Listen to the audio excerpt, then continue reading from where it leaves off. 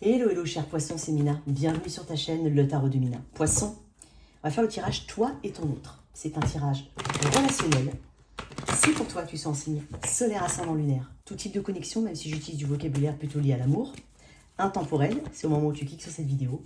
Il se peut que ça ne te parle pas, ou moins, c'est possible. C'est pas forcément une continuité du tirage, toi et ton autre précédent, ni un approfondissement du tirage général. Alors quand je dis ce n'est pas, c'est que mon intention n'est pas de faire une continuité. Après, ça peut l'être, ok? Merci à toi d'être là. Merci énormément pour ta présence et ton soutien. Allez, j'avais pris une petite pause, j'en avais besoin. Bon, pas très longue, mais j'en avais vraiment besoin. Excuse-moi. Ouais, en tout cas, on va commencer tout de suite. Alors, n'hésite pas à m'écrire un email si tu souhaites une guidance privée. Ici, je vais mettre l'énergie de ton autre, la tienne. Sens-toi libre d'inverser. Et ensuite, on fera le prédictif. L'énergie de ton autre, poisson, qu'est-ce qu'on a? T'as pas du tout envie d'avoir l'esprit qui vagabonde dans le passé, toi. Hein? Ouais. Pas du tout, du tout, du tout, du tout, du tout. Alors, l'énergie de ton autre. Hein. Elle est visible ou pas, cette personne? Elle est où? Trop de cartes, mon ami. L'énergie de ton autre. Elle n'est pas là. Elle n'est pas là. Elle est où? Elle n'est pas là. Attends, on va voir. La tienne. J'en ai deux, ça m'embête.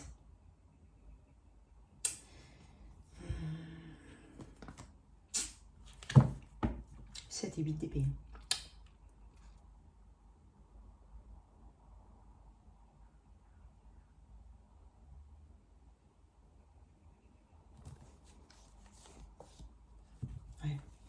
C'est ce que je ressentais. Ok. Je tire une carte sur l'autre. Je tire un peu plus de cartes pour toi. Bon, alors je vais te... Ouais, ok. Bon, écoute. J'ai l'impression que tu travailles effectivement... Je t'ai dit que tu n'as pas envie de revenir à des énergies du passé. Sauf que là, tu es en train de me montrer que... C'est comme si tu me disais, écoute Mila, je bosse beaucoup sur moi, mais j'ai beaucoup de mal. Beaucoup de mal. Écoute-moi, poisson, n'aie pas peur, en fait,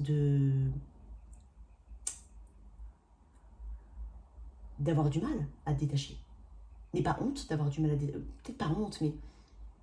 C'est comme si tu me disais, ouais, je travaille beaucoup sur moi, mais en fait, au fond de toi, tu sais que tu as encore beaucoup de mal à te détacher. Voilà. Pour certains, on camoufle ce travail-là, on détourne. En fait, on essaie beaucoup de détourner cette attention vers d'autres choses.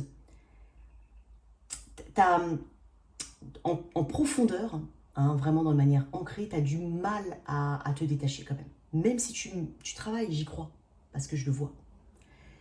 Mais c'est comme si, oui, mais j'y arrive pas, mais je peux pas, oui, mais c'est peut-être pas le moment, oui, mais si, ou alors, tiens, hop, je retombe sur quelque chose qui me fait penser à cette personne, ou cette relation, ou cette connexion, et hop, je retombe dedans, et après, je retravaille, et après, j'ai du mal à travailler, donc j'ai l'impression que je vais super bien, c'est comme si on ignore, en fait, c'est comme si on marche dans la rue, et puis on ignore avec la tête haute, mais en fait, on sait très bien qu'on a envie de se retourner vers cette personne. Tu vois ce que je veux dire ou pas?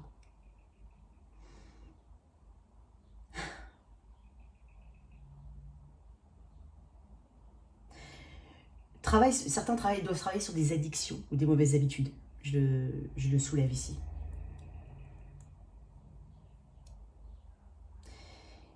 Et quand je dis ne détourne pas, c'est comme si on travaillait on détourne un petit peu l'attention vers autre chose. Il ne faut pas qu'elle soit malsaine, cette attention. Alors bien entendu, c'est un petit message comme ça. Hein. T'es pas concerné, t'es pas concerné. Il y a une fuite en fait, quand même. Hein.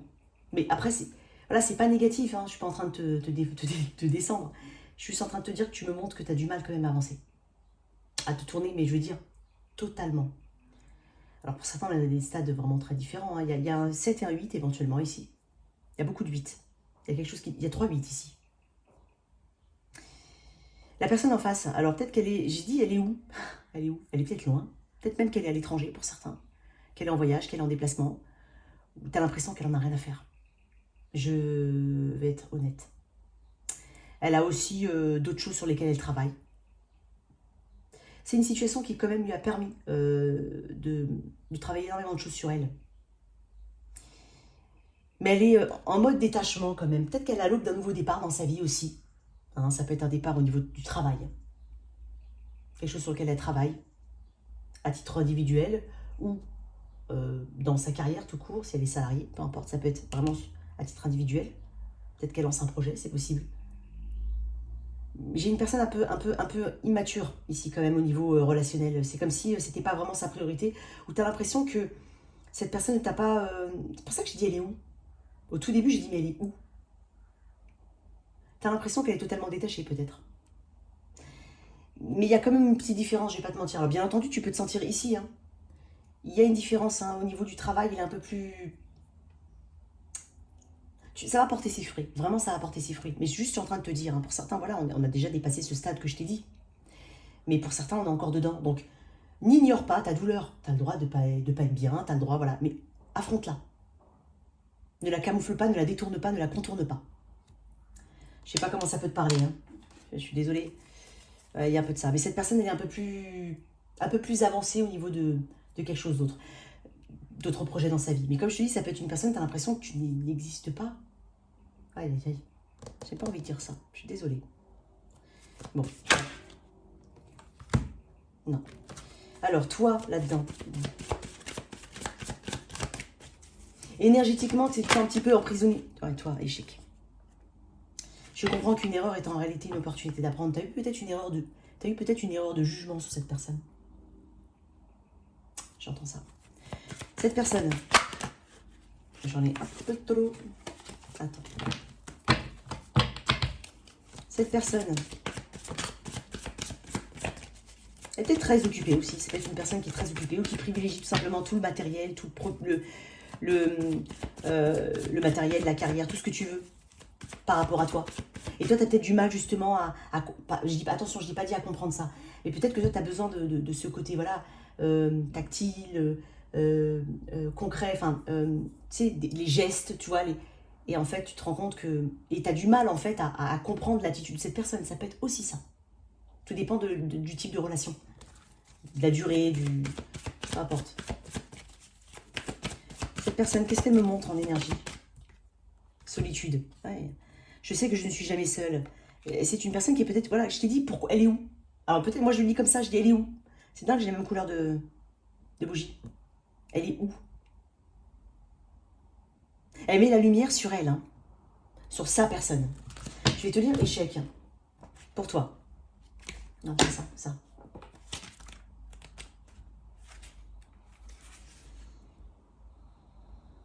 La vie sur Terre est riche de multiples expériences. C'est notre cerveau humain qui décide si les résultats obtenus sont bons ou mauvais. L'âme, quant à elle, ne voit que des opportunités d'évoluer. Apprenez à avoir une vue d'ensemble au lieu de vous focaliser sur les détails. C'est pour ça que je t'ai parlé tout à l'heure, tu as peut-être besoin de petits détails, tu vois, c'est peut-être cette attitude. Moi, j'ai besoin de petites attentions de la vie de tous les jours pour sentir que je suis importante. Ça peut être ça. Comme ça peut être une personne pour laquelle tu as du mal à détacher. Voilà. Ça peut être ces deux cas de figure-là. L'échec existe pour vous permettre de rebondir. Mais la connotation négative de ce mot peut vous empêcher de retenter votre chance. Peut-être, effectivement, que tu as tenté une ouverture aussi avec cette personne, mais que tu as du mal, en fait, c'est peut-être soldé par une forme d'échec, où ça s'est pas vraiment développé, et tu as l'impression que cette personne est inatteignable, ou que tu n'intéresses pas. Ça peut être aussi ça. Vous devez prendre conscience qu'il n'y a pas à juger les leçons que doit apprendre l'âme. Sachez que ce que vous considérez comme un échec est en fait un message de votre âme qui vous indique qu'une autre voie existe. Quand une porte se ferme, une autre s'ouvre. Il est temps de mettre fin à votre réactivité émotionnelle. C'est ce que je t'ai dit. Réjouissez-vous, tout vous sera révélé quand le moment sera opportun. Quoi qu'il en soit, soyez fidèle à votre rêve et au processus créatif. Et moi, j'ai conscience quand même ici, et tu l'as aussi, hein, que tu travailles sur ce détachement émotionnel. Hein, tu travailles sur cette... ou tout simplement sur l'émotion que tu peux mettre dans les situations. Tu travailles dessus. Peut-être que t'es poisson. Alors, je dis pas que tous les poissons sont comme ça, mais c'est vrai que y a le côté, c'est très important, les émotions. C'est... Voilà, on se fait manipuler par ses propres émotions en tant que poisson, peut-être. On a du mal à les gérer. On a du mal à gérer ses émotions, ça peut être ton cas. Ok. Alors, énergétiquement, ok. Alors maintenant, au niveau prédictif. Pour moi, c'est des énergies tout de suite. Hein. Attends. Pour moi, c'est des énergies tout de suite. au moment où tu regardes cette vidéo. Tu es déjà dedans. Et bien entendu, les énergies bougent. Ce qui est valable aujourd'hui n'est peut-être pas valable après-demain. Je schématise. Alors, pour toi, cher poisson, qu'est-ce qu'on a ici dans cette énergie en prédictif? 9 d'épée, cavalier de pentacle. N'est pas de culpabilité, parce qu'il y a une notion de culpabilité ici aussi. Peut-être qu'il faut changer ta façon de voir les choses et de faire les choses. 9 d'épée, il y a un petit peu de stress encore qui subsiste, mais on est en train de faire son petit... Ouais.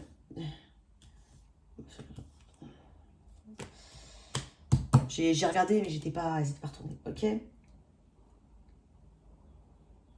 On craint qu'en fait une ouverture ne vienne pas. On craint que... il se peut pour certains que cette ouverture émotionnelle, hein, ou cette, on va dire cette ouverture émotionnelle, mais peut-être cette vulnérabilité émotionnelle qu'on attend, peut-être, elle met du temps à arriver. Déjà, ça c'est un premier message, c'est pas exclu que ça vienne. D'accord, j'ai des cavaliers, on craint énormément, mais c'est pas à ton timing. Ce sera pas au moment où tu veux. Autre message, on travaille beaucoup sur soi ici. Il faut sortir un petit peu de ta zone de confort ou de ta façon de penser. Il y a un carcan ici, il y a une prison mentale. N'aie pas de culpabilité, ne ressasse pas les choses. Ça va rentrer dans l'ordre. Pour certains, on peut parler de cauchemar hein, ou de pensée répétitive, vraiment. Attends. J'ai le bâton à l'envers. Je t'ai dit, hein, c'est comme si je te disais que c'est pas... Il y a un mauvais timing ici. C'est pas le timing, là. Le 8 de bâton me parle de synchronicité, me parle de communication, me parle de déplacement. Il y a quelque chose qui est bloqué ici. Il y a quelque chose qui est bloqué. Et on est en train de te dire que... Le cavalier de coupe, c'est aussi quelqu'un... Alors, attends, on est en train de te dire que tu dois d'abord travailler sur toi. Alors, je sais, hein, on n'aime pas entendre ça, je sais. Mais tu dois d'abord travailler un petit peu sur toi. Travailler sur ta sécurité intérieure. Il y a quelque chose comme ça. On est en train de te dire ici qu'il y a une forme d'instabilité parce que ton énergie, elle n'est pas... elle manque de direction, ton énergie. Alors, je le dis quand même. Hein. Peut-être que tu as envie de communiquer avec une personne. Tu aimerais bien faire ce pas-là, mais il y a une tendance à l'hésitation ici. Tu as peut-être la peur de manquer une occasion de t'exprimer par rapport à cette personne. C'est possible. Et pour certains, il y aura une ouverture. Mais pas maintenant. Pour certains, ce sera beaucoup plus tard.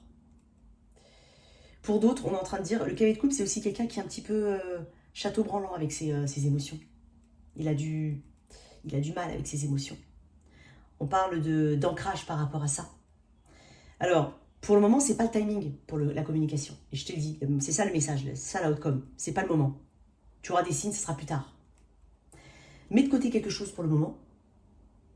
Et pour certains, même si c'est pas plus tard, parce que c'est un message, c'est un tirage général, on te dit de travailler sur tes émotions. J'entends le moment est mal choisi. Je te dis, cette personne est occupée. Alors, je sais que tu n'es peut-être pas bien là maintenant, mais là, cette personne me montre qu'elle a vraiment une énergie qui est tournée vers elle-même. Elle a peut-être besoin de ce moment de solitude. C'est possible, comment ça peut te parler. Tirer des cartes en plus, là. On va te laisser comme ça. Poisson. Ah, la lune, c'est ma carte préférée. Bah oui, évidemment, il fallait qu'elle sorte. Poisson, cancer. Peut-être dans un mois lunaire, tu verras quelque chose vis-à-vis de cette personne. On parle d'insécurité. Hein. J'ai des cartes qui me parlent d'insécurité. J'ai des cartes qui me parlent peut-être de secrets, de choses que tu gardes en toi. C'est pour ça que je t'ai dit, il y a peut-être des choses que... N'hésite pas à... c'est pas grave si tu n'arrives pas à travailler sur tes émotions, si t'arrives pas... C'est pas grave. D'accord ? Sois beaucoup plus clémente vis-à-vis de toi-même. Hein. C'est hyper important, poisson.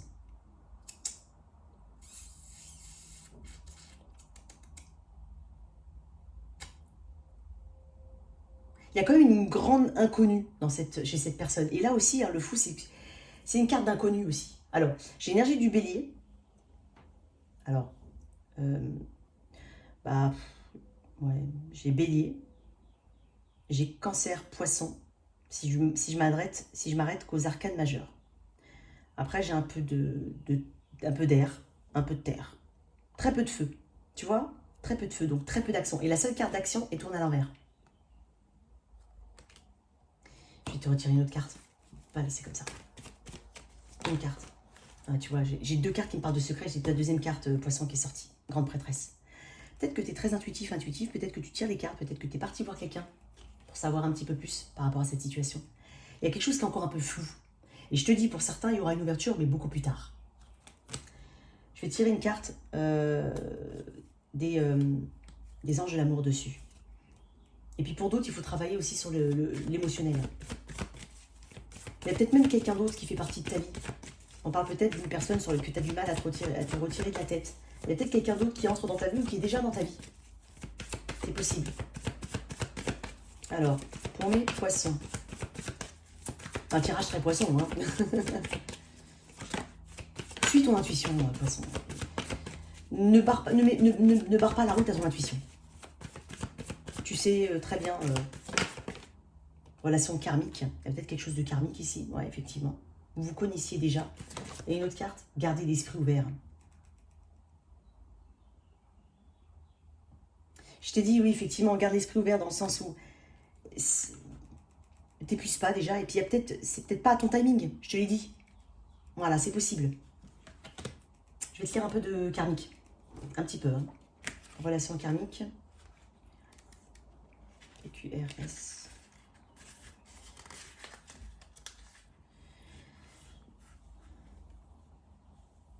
Les anges de l'amour vous envoient cette carte pour expliquer la relation pour laquelle vous cherchez des réponses. Vous partagez un travail inachevé avec une âme sœur d'une autre vie.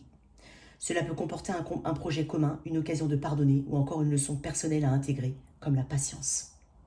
Les âmes sœurs se reconnaissent immédiatement et ce sentiment est souvent ressenti comme un attrait chimique sexuel ou romantique. Le magnétisme qui rapproche deux personnes dépasse la logique, car le but de la relation est d'apprendre et de guérir.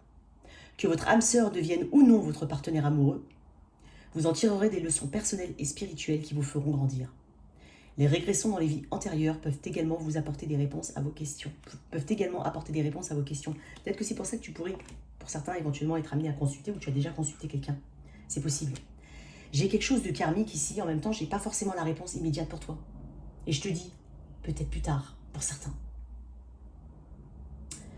En tout cas, voilà tes messages, chers poissons. J'espère que cette lecture t'a parlé. Merci de liker, partager, sans oublier de t'abonner. Au revoir.